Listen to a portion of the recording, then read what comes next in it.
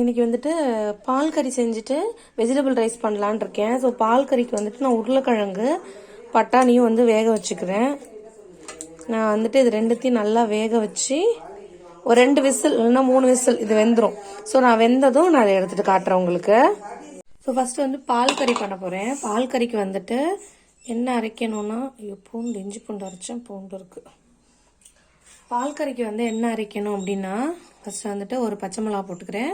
அதோட ஒரு 6-7 முந்திரி, கசகசா 1 ஸ்பூனு, பெருஞ்சீரகம் 1 ஸ்பூனு, இது மூணுத்தையும் வந்துட்டு நான் வந்து இதில் சேர்த்துக்கிறேன். அதோட ஒரு மூடி தேங்காய் தான் வந்துட்டு பால் கறிக்கு வந்து ரொம்ப இம்பார்ட்டன்ட். ரொம்ப முத்துன தேங்காவா எடுத்துடாதீங்க, ஒரு நல்லா கொஞ்சம் இளம் தேங்காவா எடுங்க. அப்பதான் வந்து இந்த க்ரீமி டெக்ஸ்டர் வந்து கிடைக்கும்.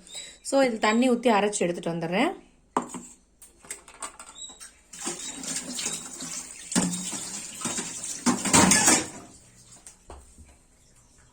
நான் இதை அரைச்சி எடுத்துட்டேன்.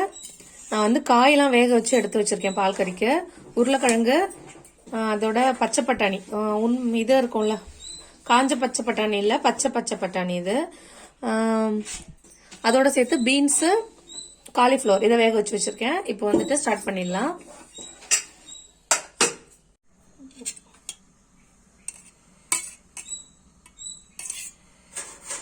நான் வந்துட்டு எண்ணெய் ஒரு 3 ஸ்பூன் அளவுக்கு எண்ணெய் ஊற்றிக்கிறேன். உங்களுக்கு நீங்கள் போடுற வெங்காயம் தக்காளி வதங்கணும், 4 ஸ்பூன் எண்ணெய் ஊற்றிருக்கேன்.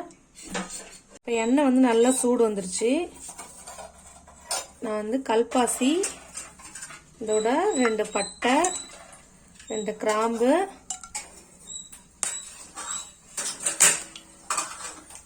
பெருஞ்சீரகம் வந்து சும்மா வாசனைக்கு கொஞ்சம் போட்டுக்கிறேன், ஏன்னா போட்டு அரைச்சிருக்கோம்.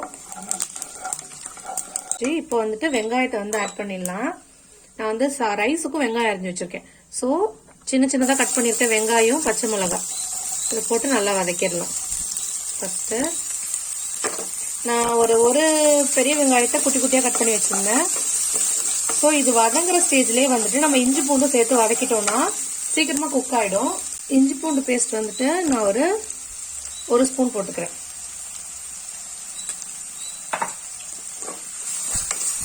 வதங்கணும், அது நல்லா சேர்த்து வதக்கணும். இது ரெண்டும் வதங்கினதும் உங்களுக்கு காட்டுறேன். நல்லா வதங்கிடுச்சு. இந்த ஸ்டேஜ்ல தக்காளி ஆட் பண்ணிடுறேன். அதே போல ஒரு தக்காளி தான் அரிஞ்சு வச்சிருக்கேன்.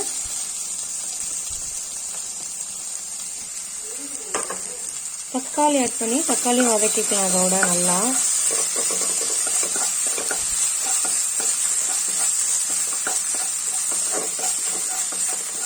இந்த தக்காளி வந்து ரொம்ப வதங்கணும்னு தேவையில்லை, ஏன்னா பால் கறி பண்றதுனால தக்காளி கொஞ்சம் முழுசா இருந்தா கூட நல்லா தான் இருக்கும் பால் கறிக்கு.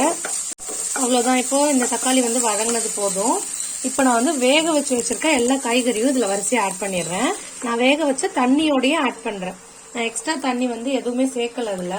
ஸோ வேக வச்ச தண்ணியோட சேர்த்தே எல்லாத்தையும் ஆட் பண்றேன். பட்டாணி, அதோட உருளைக்கிழங்கு, அப்புறம் ஃபைனலா நம்ம அரைச்சி வச்சிருந்தோம் இல்லையா இந்த பேஸ்ட், இது கூட ஆட் பண்ணிட வேண்டியதுதான். ஸோ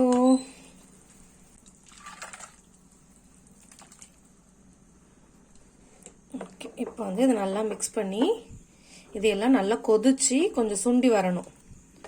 ஸோ நான் இது நல்லா கொதிச்சு சுண்டி வரப்போ காட்டுறேன். இந்த ஸ்டேஜ்ல வந்து உப்பு போட்டுடலாம். உப்பு ஆட் பண்ணிடலாம். நீங்க காரம் பாத்துக்கோங்க. காரம் வந்துட்டு நீங்க பச்சை மிளகா போட்டிருந்த காரமே ஓகேனா அதோட வச்சுக்கோங்க. இல்ல உங்களுக்கு காரம் தேவைப்படுது அப்படின்னா மட்டும் கொஞ்சமா வந்து காரப்படியோ இல்ல தனி மிளகாத்தூள் ஆட் பண்ணிக்கோங்க. நான் 1 ஸ்பூன் அளவுக்கு உப்பு ஆட் பண்ணிக்கிறேன்.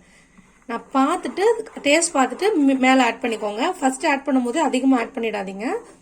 ஸோ நான் பார்த்துட்டு திரும்பி நான் உப்பு ஆட் பண்ணிக்கிறேன். இது நல்லா கொதிச்சு வரட்டும். கொதிச்சு வந்தது உங்களுக்கு நான் காட்டுறேன்.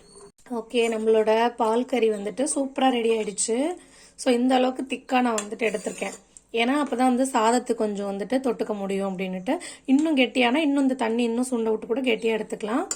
ஸோ இது ரெடி ஆயிடுச்சு. இது வந்து வெஜிடபிள் ஸ்டியூ சொல்லுவாங்க, பால் கறி சொல்லுவாங்க, வெள்ளைக்கறி சொல்லுவாங்க, காய்கறி குருமா சொல்லுவாங்க, வெள்ளை காய்கறி குருமா சொல்லுவாங்க.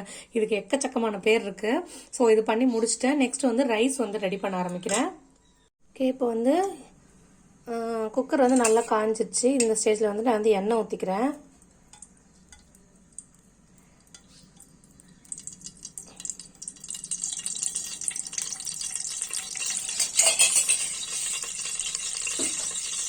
அதோட ஒரு 2 ஸ்பூன் அளவுக்கு நெய் போட்டுக்கிறேன். நெய் வந்து கடைசியாக வந்து இறக்கும் போது கொஞ்சம் போட்டுக்கலாம். ஸோ நான் 2.5 ஸ்பூன் அளவுக்கு நெய் போட்டிருக்கேன். இதோட நான் மசாலா பொருளை இதோட ஆட் பண்ணிடுறேன். 2 பிரிஞ்சி இலை, 2 ஏலக்காய் வந்துட்டு ஒரு 6 ஏலக்காய் ஒரு 6 ஏலக்காய். பட்டை வந்துட்டு கொஞ்சம் தான் இருந்துச்சு. ஸோ பட்டை கொஞ்சம் போட்டுக்கிறேன். கிராம்பு வந்து 6 கிராம்பு. நான் இது எல்லாம் எந்த கணக்குக்குன்னா ஒரு கிலோ ரைஸுக்கு, அதாவது 4 காப்படிக்கு. இதோட கடைசியாக வந்து மிளகு ஆட் பண்ணிக்கிறேன்.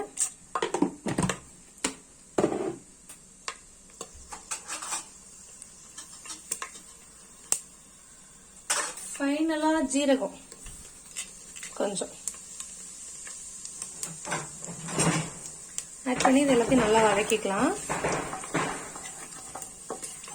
ஸோ இது நல்லா வதங்கிடுச்சு. இப்போ இந்த ஸ்டேஜில் வந்துட்டு 2 பச்சை மிளகா, அதோட வெங்காயமும் ஆட் பண்ணிக்கிறேன். வெங்காயம் வந்து நான் பெரிய வெங்காயம் வந்துட்டு ஒரு 4 பெரிய வெங்காயம் கட் பண்ணி வச்சிருக்கேன் 1 கிலோ ரைஸ்க்கு. ஸோ இது நல்லா வதக்கிக்கலாம். இது நல்லா வதங்கி நல்லா பொரிஞ்சு வரட்டும். அந்த நான் உங்களுக்கு கண்டினியூ பண்ணுறேன் வீடியோ. ஸோ நான் வெஜிடபிள் ரைஸ் வந்துட்டு குஸ்கா போல் பண்ண போகிறதுனால, உங்களுக்கு காய்கறி இருக்கிறதுனால இந்த வெங்காயம் வந்துட்டு ரொம்ப வதங்க வேணாம். வெந்துச்சுன்னா போதும் வெங்காயம். ஸோ இந்த அளவுக்கு வதங்கிட்டேன். இந்த ஸ்டேஜில் நான் ஒரு 2 ஸ்பூன் அளவுக்கு 2 டேபிள் ஸ்பூன் அளவுக்கு இஞ்சி பூண்டு பேஸ்ட் சேர்க்குறேன். ஸோ இந்த இஞ்சி பூண்டு பேஸ்ட் சேர்த்து இந்த பச்சை வாடை போகிற அளவுக்கு நல்லா வந்து வதக்கிக்கலாம். இதை இப்போ இஞ்சி பூண்டு பேஸ்ட் வந்து நல்லா வதங்கிடுச்சு. இதோட இந்த ஸ்டேஜில் வந்துட்டு நான் அரைச்சி எடுத்து வச்சிருக்கேன் புதினா கொத்தமல்லியை ஆட் பண்ணிக்கிறேன். ஸோ எப்பயுமே நீங்கள் குஸ்கா பிரியாணி எது பண்ணுறதா இருந்தாலும் புதினா கொத்தமல்லி ஆட் பண்ணிட்டு கடைசியாக தக்காளி மசாலாலாம் ஆட் பண்ணுங்க. இல்லை நீங்கள் ஃபர்ஸ்ட் எண்ணெய் ஊற்றின உடனே கூட நீங்கள் புதினா கொத்தமல்லி வந்து வதக்கிட்டு அதுக்கப்புறம் கூட நீங்கள் ப்ராசஸ் ஸ்டார்ட் பண்ணலாம். ஸோ நான் அதை வதக்கிட்டேன் ஃபுல்லாக. நல்லா வதங்கி நல்லா சுருண்டு வரட்டும். இது நல்லா வதங்கிடுச்சு. இப்போ இந்த ஸ்டேஜில் தக்காளி வந்து நான் ஒரு 2 தக்காளி அரிஞ்சு வச்சிருந்தேன் நீல வாக்கில். ஏன் கட் பண்றேன்னா சீக்கிரமா தக்காளி வெந்துடும் உங்களுக்கு. ஸோ நீல வாக்கில் அரிஞ்சு அதையும் சேர்த்து இதோட நல்லா வதக்கிக்கிறேன். தக்காளி மட்டும்தான் இருக்கிறதுலே நிறைய ரொம்ப நாளை வதங்கணும். ஸோ தக்காளி வந்து நல்லா வதங்கி மசாலாவா இதுல வந்துட்டு ஆட் ஆனதும் உங்களுக்கு நான் காட்டுறேன். ஓகே, இப்போ வந்துட்டு எல்லாமே வதங்கிடுச்சு. இந்த ஸ்டேஜில் நான் வந்து அலசி கட் பண்ணி வச்சிருக்கேன் காய்கறி ஆட் பண்ணிக்கிறேன். நான் பீன்ஸு, உருளைக்கிழங்கு, அதோட பட்டாணி, இது 3த்தையும் வந்துட்டு பச்சை பட்டாணி எடுத்திருக்கேன். ஸோ இது எல்லாத்தையும் வந்துட்டு நல்லா கலந்து விட்டுக்கலாம். ஒரு 10 நிமிஷம் வரைக்கும் இது இந்த ஹீட்லேயே வந்துட்டு நல்லா கொஞ்சம் குக் ஆகட்டும். அதுக்கப்புறம் வந்து தண்ணி ஆட் பண்ணிக்கலாம் நம்ம. ஓகே, இப்போ காய்கறி வந்து சேர்த்தாச்சு. இப்போ நான் வந்து மசாலாவும் ஆட் பண்ண ஆரம்பிச்சிடுறேன். இதில் வந்துட்டு நான் பிரியாணி மசாலா ஆட் பண்ணுறேன். பிரியாணி மசாலா வந்துட்டு ஒரு 2 ஸ்பூன் அளவுக்கு நான் ஆட் பண்ணிக்கிறேன் பிரியாணி மசாலா இதில்.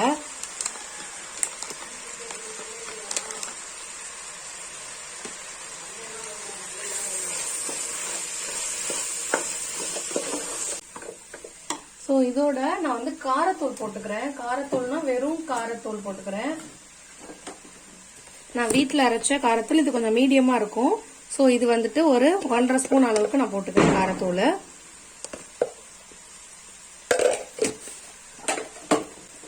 உப்பு வந்து தண்ணி சேர்த்ததுக்கு அப்புறம் உப்பு ஆட் பண்ணிக்கலாம். இப்போ மசாலா மட்டும் நல்லா வதங்கிறதுக்காக நான் முன்னாடியே மசாலா வந்து ஆட் பண்ணிடுறேன். ஓகே, இப்போ வந்துட்டு நல்லா வதங்கிடுச்சு. இந்த ஸ்டேஜ் வந்து தண்ணி நான் வந்து ஆட் பண்ணிக்கிறேன். நான் வந்துட்டு 1க்கு 1.5 அப்படின்ற கணக்குல தான் தண்ணி வச்சிருக்கேன். எந்த ரைஸ் எடுத்துக்கிட்டாலும் நீங்க டைரக்டா குக்கர்ல வைக்கிறீங்கன்னா 1க்கு 1.5 வந்துட்டு தண்ணி ஆட் பண்ணிக்கோங்க. நான் அளந்து வச்சிருக்க தண்ணியை இதுல ஆட் பண்ணிக்கிறேன். ஸோ இது நல்லா கொதி வரட்டும். ஃபுல்லா கொதி வந்ததும் ரைஸ் வந்து ஆட் பண்ணிக்கலாம். நான் வந்து ஜீரக சம்பா ரைஸ் வந்து எடுத்து வச்சிருக்கேன். இதுக்கு நீங்க பாஸ்மதி இல்ல வந்துட்டு சாப்பாட்டு ரைஸ் கூட யூஸ் பண்ணிக்கலாம். ஏன் நான் ஜீரக சம்பானா பச்சரிசி தான் வந்துட்டு டேஸ்ட் வந்து உங்களுக்கு கொடுக்கும், டேஸ்ட் வைஸ். ஸோ நான் ஜீரக சம்பா எடுத்து வச்சிருக்கேன். இதனால தண்ணி கொதிக்கட்டும். தண்ணி கொதிச்சதும் நான் உங்களுக்கு காட்டுறேன். இப்பயே வந்து உப்பு ஆட் பண்ணிடலாம்.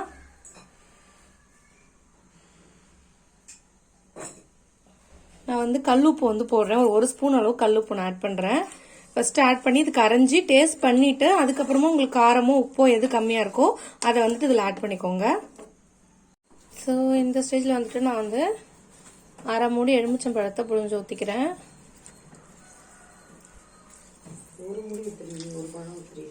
அரை மூடி போதும்.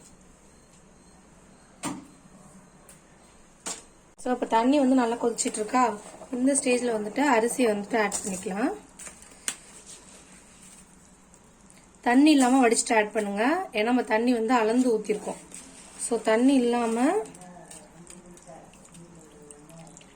அரிசி ஆட் பண்ணிக்கிறேன் வடிச்சு. ஸோ ஓகே, ரைஸ் போட்டாச்சு. இது நல்லா வெந்து கஞ்சியும் சாதமுமா இருக்கும். அந்த ஸ்டேஜ்ல நான் காட்டுறேன். அப்பதான் விசில் போடணும். நான் வந்துட்டு அந்த ஸ்டேஜ் வந்தது காட்டிட்டு உங்களுக்கு விசில் ஒரு விசில் 5 நிமிஷம் சிம்ல, அவ்வளவுதான் ரைஸ் ரெடி ஆயிடும். ஸோ நீங்க உப்பு சரி பார்த்ததுக்கு அப்புறம் நீங்க விசில் வந்து குக்கர் வந்து மூடிடலாம். நான் இது வந்து கஞ்சி சாதமும் வரும்போது காட்டுறேன்.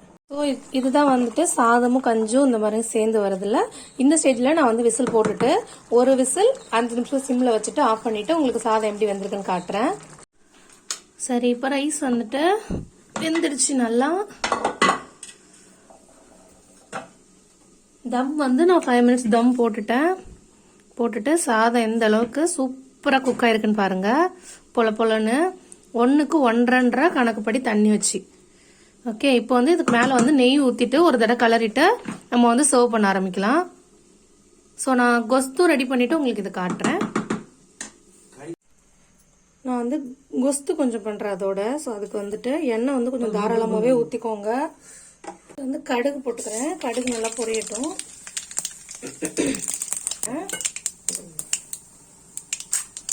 கடலைப்பருப்பு வந்து 2 ஸ்பூன் கடலைப்பருப்பும் அதோட கருவேப்பிலையும் போட்டு நல்லா வந்து வதக்கிக்கிறேன். இது வந்து நல்லா வதங்கிடுச்சு. வதங்கினதும் இந்த கடலைப்பருப்பு வந்து நல்லா பொரியட்டும். அதோட 2 காஞ்ச மிளகா போட்டு அதையும் சேர்த்து இதோட வதக்கிக்கிறேன். நான் மீடியம் ஃப்ளேம்ல வச்சு தான் வதக்குறேன். இது வந்து இரும்பு எண்ணெய் சட்டி. ஸோ இதுல வந்து கொஞ்சம் நல்லா வரணும் அப்படின்றதுக்காக நான் இதுல வந்து வதக்கிட்டு இருக்கேன். இப்போ இதுல வந்துட்டு நான் சின்ன வெங்காயமும் பூண்டு ஒரு 6-7 பல்லு பூண்டும் வந்துட்டு அரைஞ்சி வச்சிருக்கேன். அதையும் இது கூட சேர்த்து நல்லா வதக்கிக்கலாம். ஸோ இது நல்லா வதங்கட்டும். வதங்கினது காட்டுறேன். இப்போ இது எல்லாமே வந்து நல்லா வதங்கிடுச்சு. இந்த வதங்கினதுல நம்ம வந்து கழுவி குட்டி குட்டியா நான் எடுத்து வச்சிருக்க கத்திரிக்காய் வந்து இதுல ஆட் பண்ணிடுறேன். இதுக்கு மேல ரொம்ப குட்டி குட்டியா நறுக்கிடாதீங்க. ஸோ இது வந்து எண்ணெயில வந்து நல்லா வெந்து சுருண்டு வரணும் இந்த கத்திரிக்காய் எல்லாம். இப்ப நான் வந்துட்டு அதை நல்லா வதக்கிட்டு எண்ணெயில நல்லா சுருண்டு வரட்டும். நம்ம ஊத்தின எண்ணெய் வந்து பிரிஞ்சு தனியா வரும். ஸோ அந்த ஸ்டேஜ் வந்தது நான் உங்களுக்கு வந்து நான் காட்டுறேன். இது நல்லா வதங்கட்டும். கத்திரிக்காய் வந்து எண்ணெயில வந்து நல்லா வதங்கிட்டு இருக்கு. இந்த ஸ்டேஜ்ல வந்து நான் 2 தக்காளி நல்ல பழமான தக்காளி ஆட் பண்ணி அதையும் வதக்கிக்கிறேன். அதுவும் வந்து இதோட வதங்கி நல்லா வந்துட்டு சாஃப்ட் ஆகணும். இப்போ நான் வதக்கிட்டு உங்களுக்கு காட்டுறேன். இப்போ தக்காளி வந்து நல்லா வதங்கிடுச்சு. வதங்கி வந்து எண்ணெயை வந்து தனியா வந்து ரிலீஸ் பண்ணிட்டு இருக்கு. இந்த ஸ்டேஜ்ல வந்து நான் சாம்பார் பொடி வந்து ஆட் பண்ணிக்கிறேன். இங்க வந்து கொஸ்து சாம்பார் எல்லாத்துக்கும் ஒரே பொடி ப்ராசஸ் தான். ஸோ நான் அது வந்துட்டு ஒரு 2 ஸ்பூன் அளவுக்கு இதுல ஆட் பண்ணிக்கிறேன். உங்களுக்கு சாம்பார் பொடி ரெசிபி வேணும்னு நம்ம சேனல்ல ஆல்ரெடி இருக்கு, செக் பண்ணிக்கோங்க. ஸோ மஞ்சத்தூள் வந்துட்டு ஒரு 1/2 ஸ்பூன் மஞ்சத்தூள் போட்டுக்கிறேன். ஏன்னா நம்ம வந்துட்டு மிளகா வந்து அதுல இருக்கும். அதனால கொஞ்சமா வந்துட்டு காரப்பொடி ஆட் பண்ணிக்கிறேன் நான். இப்ப இதை வந்து சிம்ல வச்சுட்டு மசாலா வந்து வதக்கிக்கலாம். மசாலா வந்துட்டு நல்லா ரா ஸ்மெல் போய் நல்லா வதங்கி வரட்டும். ஸோ அந்த ஸ்டேஜ் வந்ததும் நம்ம தண்ணி ஆட் பண்ணிடலாம். இதை வதங்கி நல்லா வந்து ஆயில ரிலீஸ் பண்ணட்டும். ஸோ இப்போ நான் வதக்கிட்டேன். நல்லா வந்து வதங்கி எண்ணெயை வந்து தனியா ரிலீஸ் பண்ணி இந்த மசாலா வந்து நல்லா இதுல வதங்கின வாடை வந்துருச்சு. ஸோ இந்த ஸ்டேஜ்ல வந்துட்டு இந்த கத்திரிக்காய் வந்து முழுகிற அளவுக்கு நான் தண்ணி வந்து இதுல ஆட் பண்ணிக்கிறேன். கத்திரிக்காய் வந்து நல்லா வேகட்டும். வெந்து நல்லா கொல கொலன்னு போற போது நம்ம வந்துட்டு அடுத்த ஸ்டேஜ் என்னன்னு பார்க்கலாம். ஸோ இது நல்லா வெந்ததும் உங்களுக்கு காட்டுறேன்.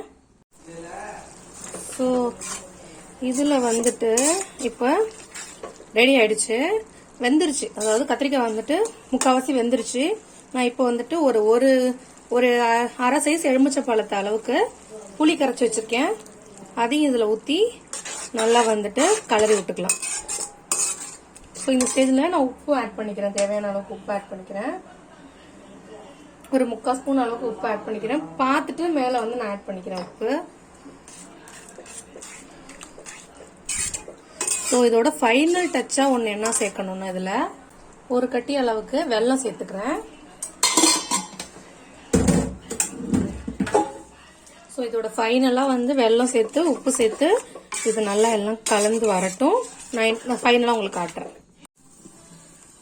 அவ்வளோதான், கொஸ்து வந்து ரெடியாக எடுத்து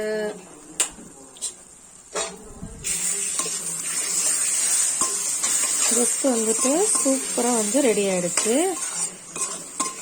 அடுப்பு வந்து இதோட ஆஃப் பண்ணிட வேண்டியதுதான். ஸோ இதான் இன்னைக்கு சாப்பாடு, லன்ச்சு, வெஜிடபிள் ரைஸ், கொஸ்து, அப்புறம் வந்துட்டு வெஜிடபிள் ஸ்டியூ, இந்த 3 தான். இப்போ வந்துட்டு லஞ்ச் வந்து சாப்பிட வேண்டியதான். இன்னும் யாரும் சாப்பிடல, அரி மட்டும்தான் சாப்பிட்ருக்கான். ஸோ ரைஸு, அதோட கொஞ்சம் பால் கறி,